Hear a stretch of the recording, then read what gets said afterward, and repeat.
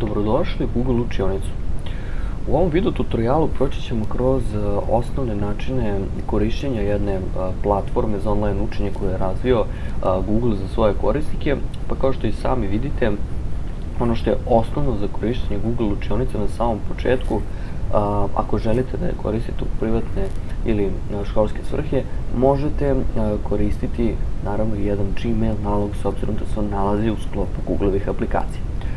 Da bismo krenuli sa korišćenjem Google učionice, proći ćemo kroz par primjera, kroz primjer korišćenja Google učionice kroz nastavnički, odnosno profesorski nalog i naravno u poređenju sa tim vidjet ćemo kako Google učionica funkcioniše iz ugla samog učenika.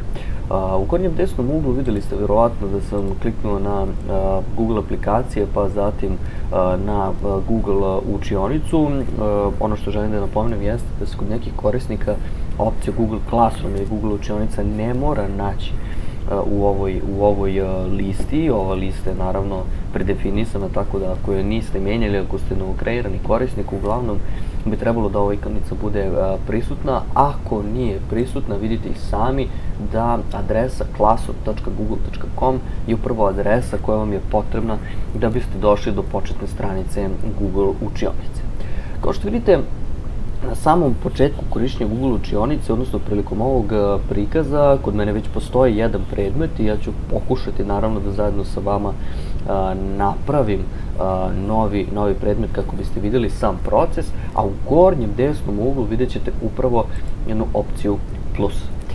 Ova opcija plus nudi dve opcije iz razloga što se Google učionica može koristiti i učeničkim i profesorskim nalogom.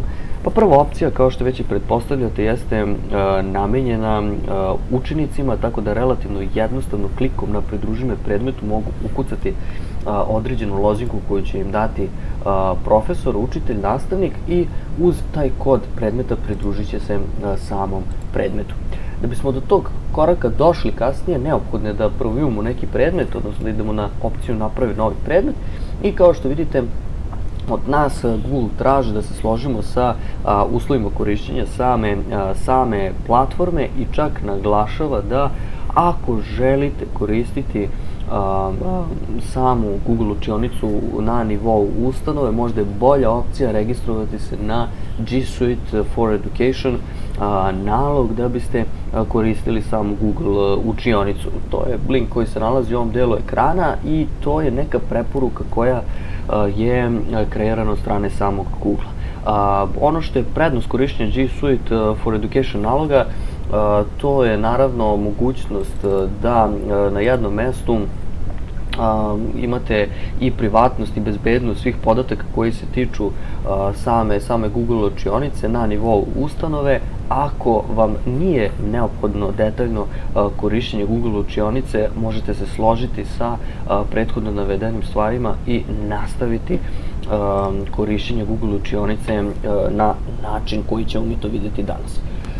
Kao što i sami pretpostavljate, Google učionica da bi je napravila jedan predmet za nas, neophodno je da unesemo sam naziv predmeta. Kao što vidite u gornjem levom uglu ekrana, ja sam nešto ranije kreirao predmet Matematika 2. Ovdje bi ukucao sam naziv predmeta i zatim kliknuo na opciju napravi. Ono što želim da stavim akcent jeste da možete uz samo ime predmeta dodati odeljak ako obrađujete samo neki odeljak predmeta, zatim naslov, prostoriju i tako dalje i tako dalje. Kada se naravno sva potrebna polja popune, a to je jedino ovo prvo polje, i kada kliknemo na opciju napravi, onda ćemo doći do jednog ovakvog prikaza i ovako će izgledati sam pristup Google učionici. Znači, napominjem još jednom, trenutno se nalazimo u režimu korišćenja Google učionice od strane nastavnika. Znači, proći ćemo kroz sve opcije koje nastavnik može iskoristiti prilikom kreiranja nekog sadržaja, prilikom kreiranja zadataka, testova i tako dalje. Tako da, tek kada budemo zaokružili priču koja se tiče korišćenja platforme od strane nastavnika, preći ćemo i na rad uz pomoć učeničkog naloga. Kao što vidite i sami, u toku korišćenja Google učionice, ukoliko ste novo kreirani korisnik i ukoliko prvi put pristupate ovoj platformi, Google će vam ponuditi brojna obaveštenja i uputstva za korištenje platforme u vidu ovih malih prozora. Mi ćemo naravno sve opcije proći kroz sam rad, ali eto čisto ako imate želju da prolazite i sami kroz ove opcije kada budete koristili, to je takođe preporuka. Ja ću se složiti sa svim obaveštenjima koje Google bude objavljivao, tako da vidjet ćete da sve ono što će Google inače objaviti bit ćemo proći u praktičnim primjerima. U ovom slučaju ono što želim da napomenem jeste da je ova početna stranica samog predmeta, koja vidite kartica stream, upravo mesto gde možete objaviti neku vest na nivou ovog predmeta, kao što je možda najava testova, najava zadataka, najava da će uskoro biti izvučen neki materijal i tako dalje i tako dalje. I evo ja ću za početak poželiti dobrodošlicu svima koji budu došli do ovog predmeta.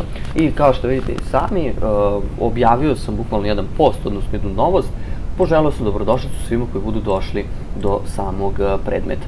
Ono što je jako bitno jeste da se takođe, kao i kod drugih društvenih mreža, ovi postovi mogu komentarisati i sve što se nalazi na streamu bit će javno. Svako od učenika koji bude prisutan oko ovog predmeta, ili ako pridružite još jednog ili više nastavnika, potpuno je svejedno, imaće mogućnost da komentarišu svaki post koji se nalazi na opciji stream.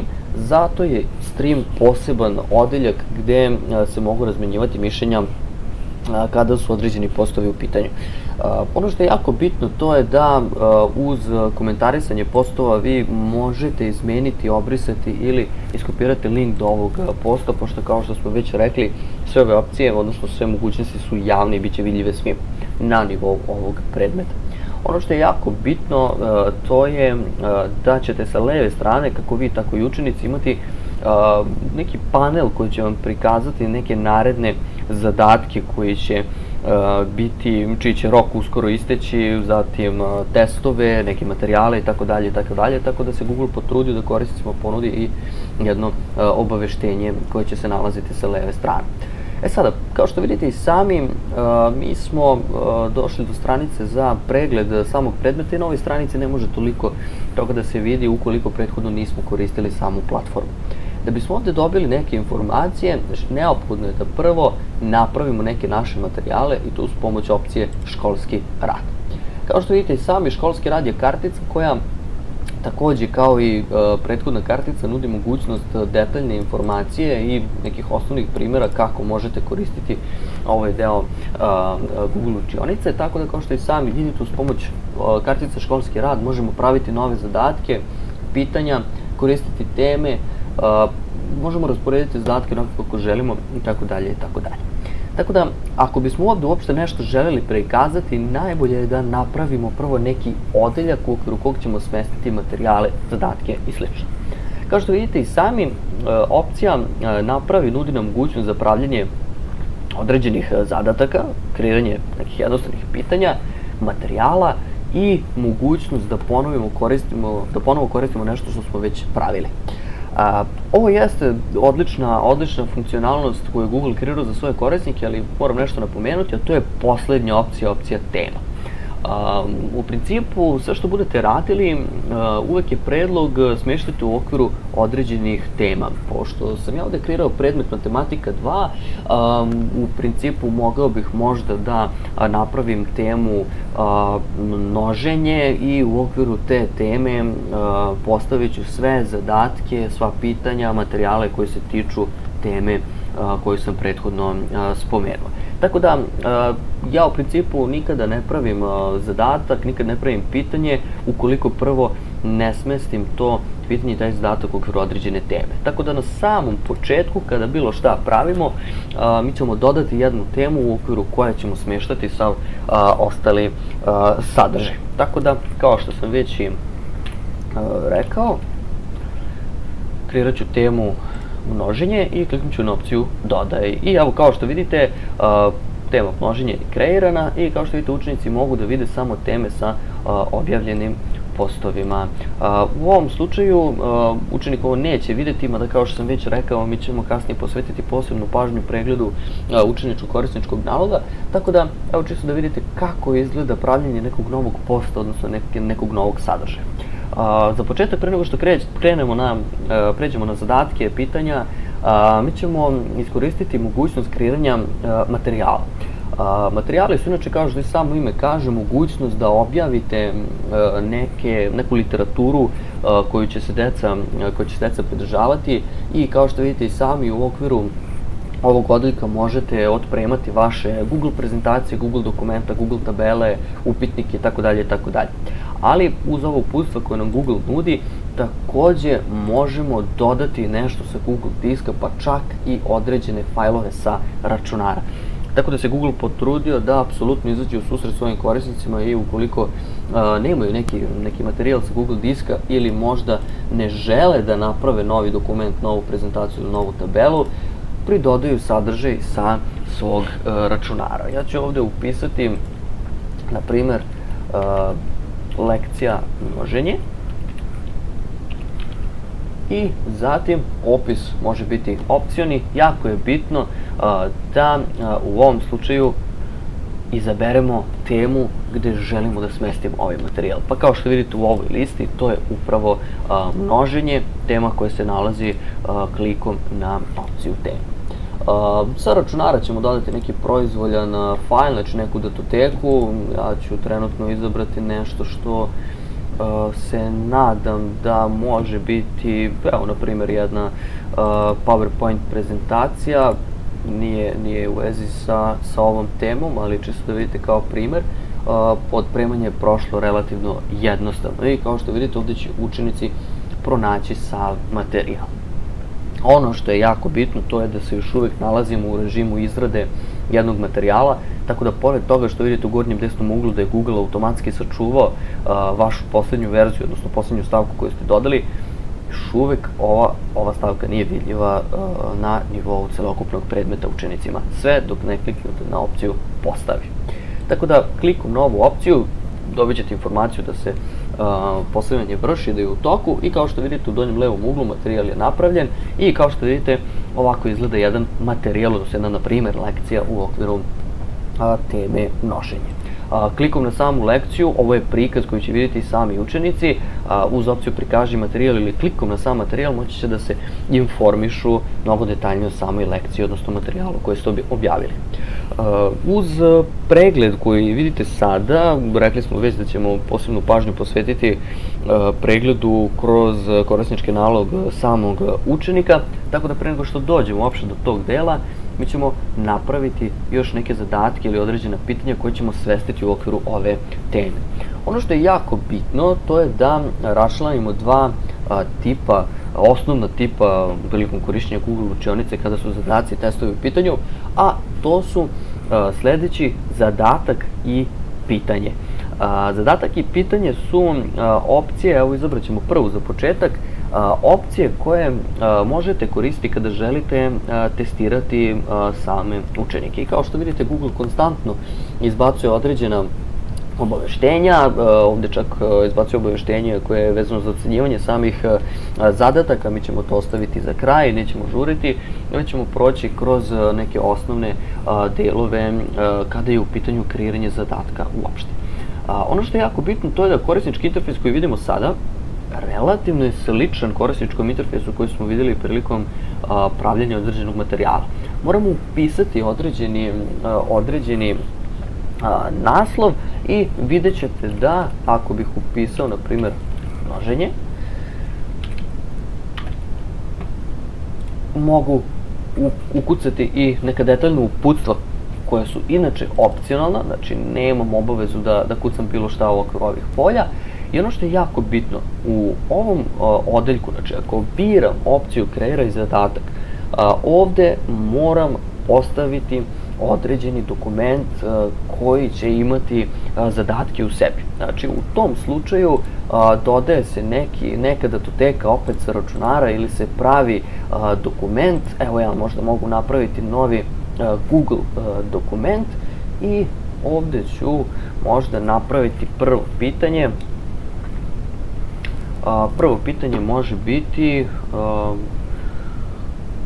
koliki je proizvod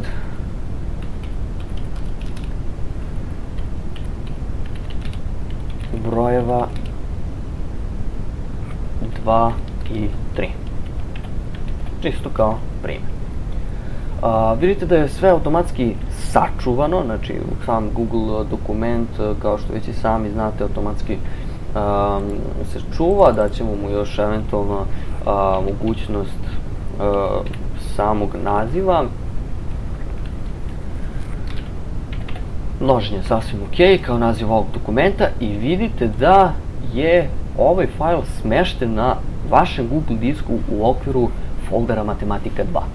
Tako da uvijek budite sigurni da sve materijale koje budete pravili uz pomoć opcije koje se već nalaze na Google disku bit će smešteni upravo na vašem Google disku i podeljeni sa svim korisnicima koji koriste Google učionicu. Naravno, deljenje zavisi od onoga koje ćete vi podesiti i vidite sami da kada se vratio u okviru Google učionice, da je Google upravo prikazao tu stranicu. Mi ćemo sada praktično i isprobati te opcije, pa kao što vidite, u pitanju su 3 opcije, učenici mogu da vide datoteku, znači neće imati mogućnost promene njenog sadržaja, mogu da unose izmene i mogu da prave kopiju za sebe.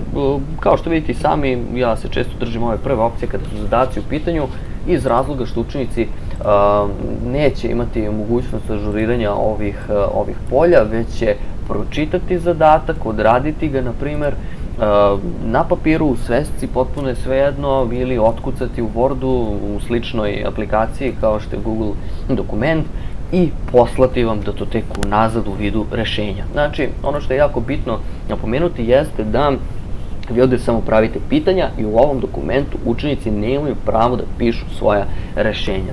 To je jako bitno. Rešenja šalje svaki učenik posebno, što ćemo videti, kao što sam već rekao, i u okviru korišćenja učeničkog korisničkog naloga.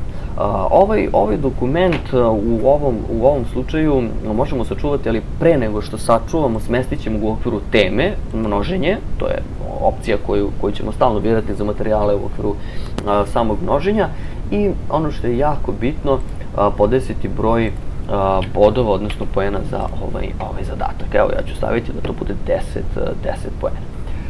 Tako da, na ovaj način ja čak mogu, pošto se radi o jednom dokumentu, postaviti, na primer, i ovako nešto, da ovo bude maksimalni broj poena, odnosno bodova, što će značiti da ja ako napravim 5 zadatka, svaki zadatak može povući po jedan bod, po jedan poen, i ukoliko su svi zadaci tačni, učenik će dobiti 5 poena, odnosno možda čak i ocenu 5, znači vi sami pravite strukturu ocenjivanja na osnovu ovih poena kako budete želeli.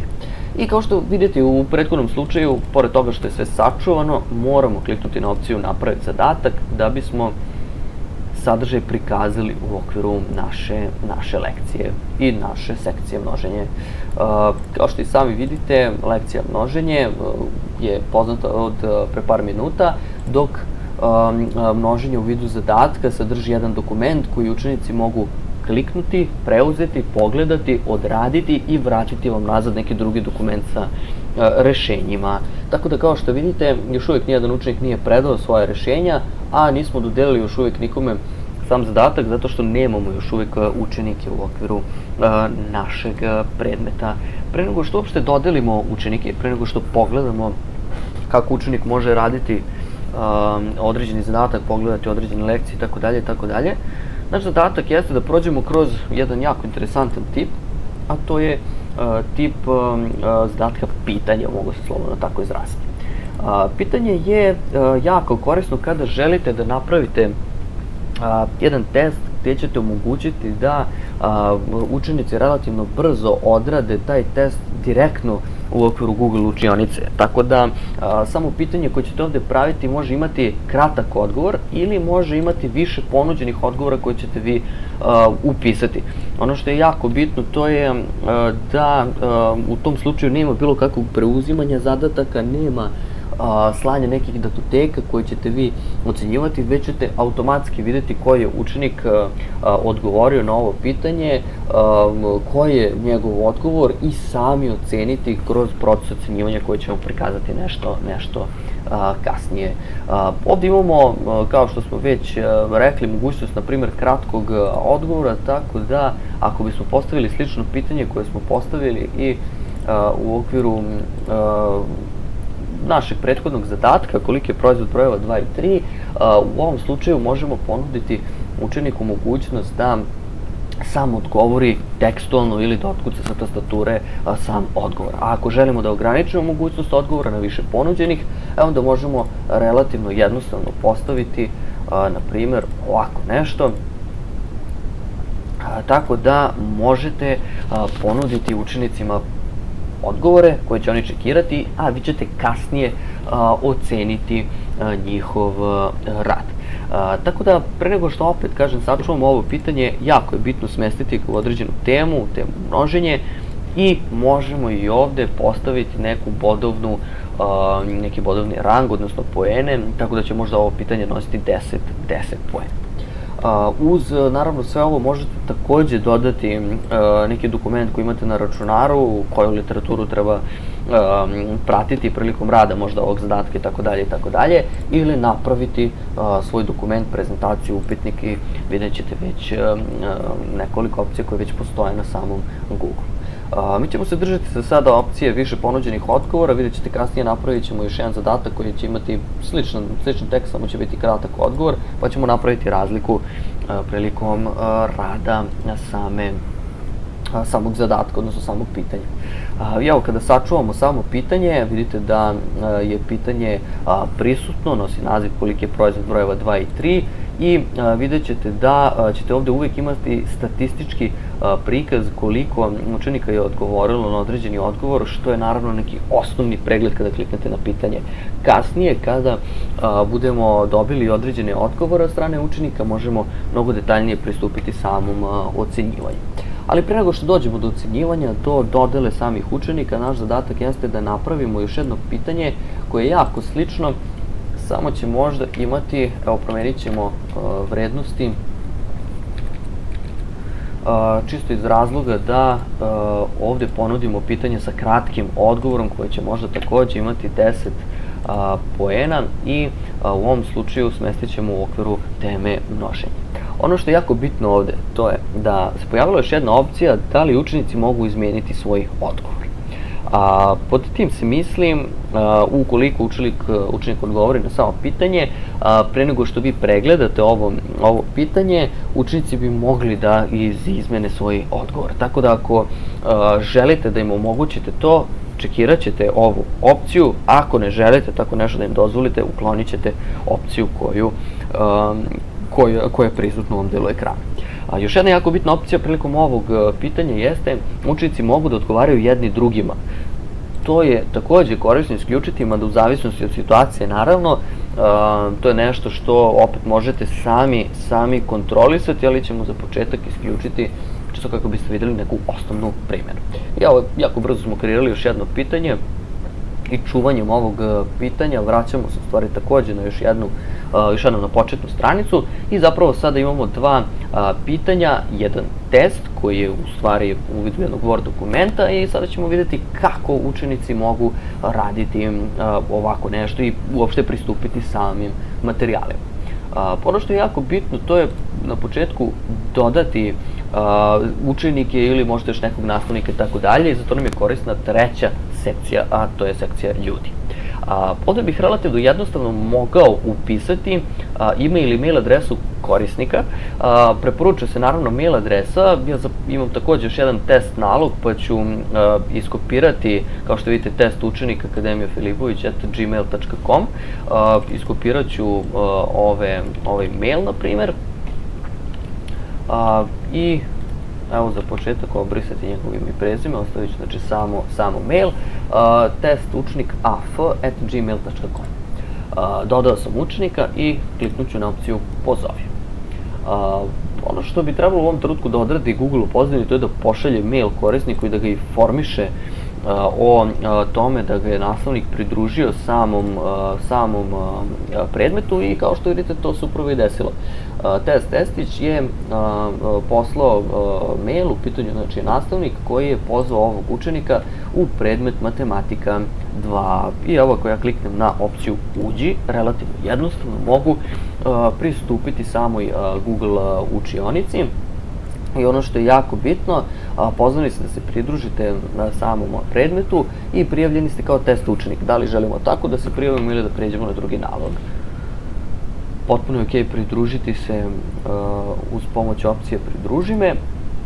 I evo vidjet ćete na ovoj stranici mogućnost pregleda, odnosno osnovni uvid u korišćenje same Google učionice. Mi ćemo se složiti s ovim informacijama i vidjet ćete da je program prikazao početnu stranicu samom učeniku i da je ovo početna stranica koja je identična i evo vidjet ćete sada, znači radi se o test učeniku. Vratit ću se na nalog nastavnika i vidjet ćete da ako se vratim na stream, to je nešto što je prisutno i samom nastavniku. Tako da je ova stranica odlična za neko objavljivanje korisničkih informacija koje će ujedno i obaveštavati učenike o nadolazećim testovima, zadacima itd. Vratit ću se na učenički korisnički nalog. Kao što vidite, ovdje imamo svega 3 kartice. To su stream, školski rad i ljudi. U ovom slučaju mogu bih relativno jednostavno da otvorim karticu školski rad i kao što vidite, Google učionica se potrudila da čak i učenicima pruži mogućnost pregleda nekih osnovnih informacija i uputstava kada je u pitanju korišćenje same aplikacije. Mi ćemo se složiti s ovim obaveštenjem i kao što vidite u ovom slučaju odmah imam mogućnost da vršim pregled opcija koje je nastavnik postavio. Mogu pogledati lekciju koju je postavio nastavnik, tako da ćemo klikom možda na ovu stavku čitati neku prezentaciju u ovom slučaju koju sam ja postavio. Zatim, ako želimo odraditi zadatak, evo vidjet ćete da ćemo sada proći kroz različite tipove zadataka upravo iz razloga da biste vidjeli kako sami zadaci funkcionišu. U ovom slučaju množenje je zadatak koji se nalazi u vidu Google dokumenta, jer mogu prikazati sam zadatak i kao što vidite učenik će u gornjem desnom uglu imati opciju dodaj ili napravi novo rešenje, tako da ako pogledate o kom se zadatku radi, koliki je proizvod brojeva 2 i 3, ok, ja kao učenik ovde ne mogu pisati ništa, ali imam informaciju da u ovom trenutku nastavnik ima otvoren ovaj dokument i da je prisutan u ovom dokumentu.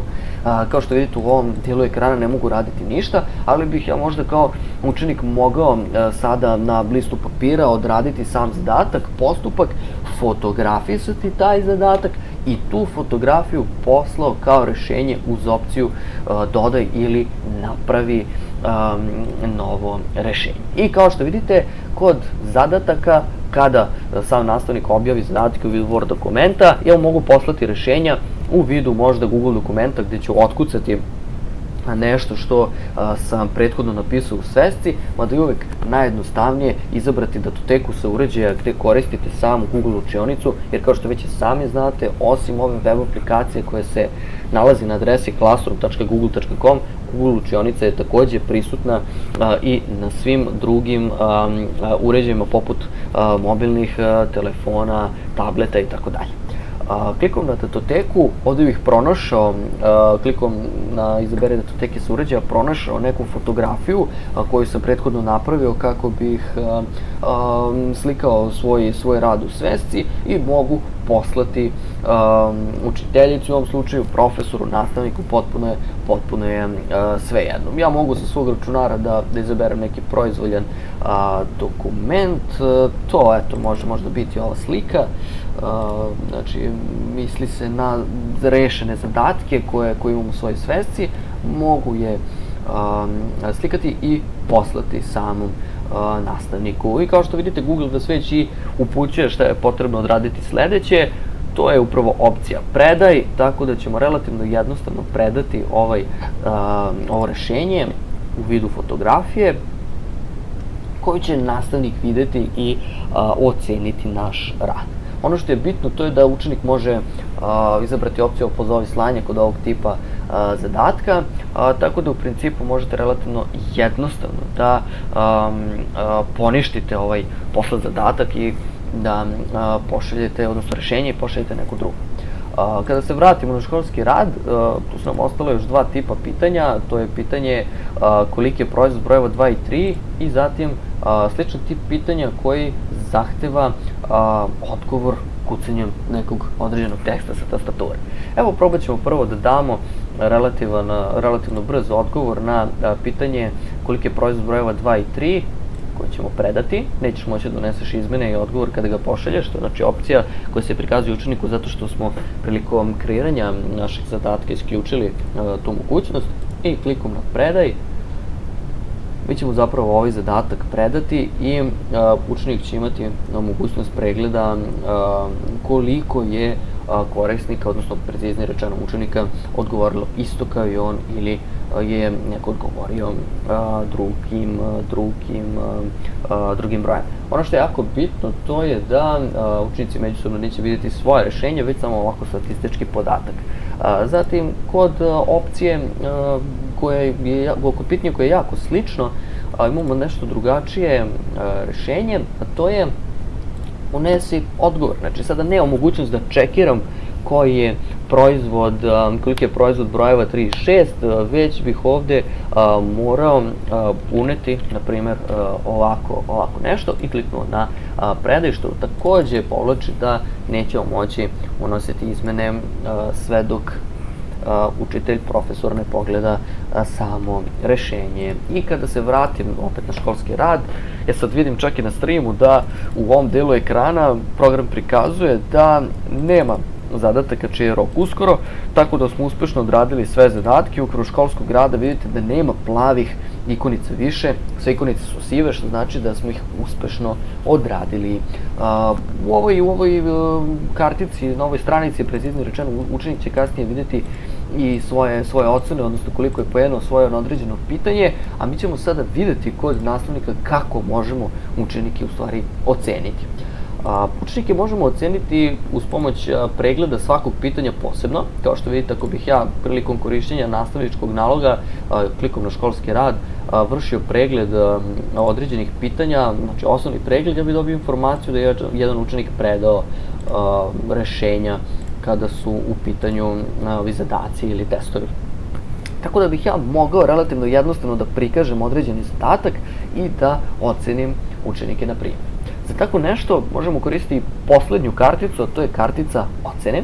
I kao što vidite, možete sami podesiti neke prosečne ocene koje će učenici videti na osnovu samih poena.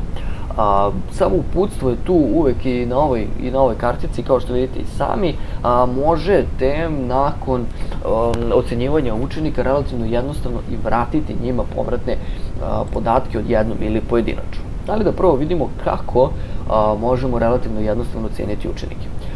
U ovom slučaju, pošto se radi o jednom učeniku, imam nekoliko zadataka i relativno jednostavno mogu oceniti učenika u ovom slučaju, s tim što je uvek preporuka da prvo pregledate kako je učenik odgovorio na sam zadatak ili na samo pitanje. Kao što vidite, ovde je u pitanju tačan odgovor, tako da bi možda učenik dobio svih 10 poena. I u ovom slučaju mogu odmah vratiti učeniku povratnu informaciju za ovo pitanje. Vidjet ćete da kod samog pitanja ovde možete imati komentare, znači učenik ne mora poslati odmah neko rešenje, već vam može postaviti pitanje, odnosno komentarisati samo pitanje, pokušati da dođe do neke vrste pomoći, gde ćete vi izaći u susret i objasniti možda malo detaljnije samo pitanje, tako da kada biste odradili ovako nešto i kliknuli na opciju vrati, imat ćete mogućnost da upišete dodatni komentar koji je privatni sada, znači neće biti vidljiv svim učenicima, već samo učeniku kom šaljemo ovo obaveštenje. Učenik će biti obavešten i moći da proveri ocenu koju smo dali. Idemo na opciju vrati i učenik će naravno imati to obaveštenje, a pre nego što Kao što vidite, za ovo pitanje imamo sada i pregled da smo ocenili sve učenike koji su predali svoja rešenja. U ovom slučaju, uz ova osnovna obaveštenja, mi možemo videti na ovoj kartici ocene da smo ocenili upravo ovog učenika. Tako da vidjet ćete već da kada izaberete određene zadatke imate mogućnost, evo kliknut ću još jednom, da za svakog učenika u ovoj listi date ocenu. Ovaj učenik je dao odgovor 6, kao što vidite, a u ovom slučaju ako bi kliknuo na sve učenike imao bi neku prosečnu informaciju koliko njih je predalo i statističku informaciju o odgovorima koji su izabrani u tom slučaju. Pošto je ovaj učenik, evo u ovom slučaju, odgovorio tačno, samo da vidimo da li je tekst pitanja u redu, koliki je proizvod brojeva 2 i 3, ok, daćemo mu 10 poena i za ovo pitanje kliknut ćemo na opciju vrati. Tako da na ovaj način možemo proći i kroz ostala pitanja, evo preći ćemo na ocene, i vidimo da je ostalo samo još jedno pitanje koje nismo ocenili. To je pitanje koje, kao što vidite, odnosno preciznije rečeno test koji gde je učenik kao odgovor poslao rešenje u vidu fotografije. Znači ovo je onaj zadatak koji sam napomenuo da se najčešće realizuje tako što će učenik fotografisati rešenja i same sveske, odnosno ako je pisao na papiru, možda je odradio zadatak u Wordu, potpuno je svejedno, prekucao, potrebno je da vam takav dokument pošalje, vi ćete pogledati taj dokument i vidjet ćete da li se radi o ispravnim rešenjima. Ako su rešenja tačna, vi ćete se vratiti na množenje i dati mu ocenu za taj test. Tako da u ovom slučaju, ako bih sada vratio učeniku povratnu informaciju, znači dok ne kliknem na opciju vrati, učenik neće znati koju je ocenu dobio.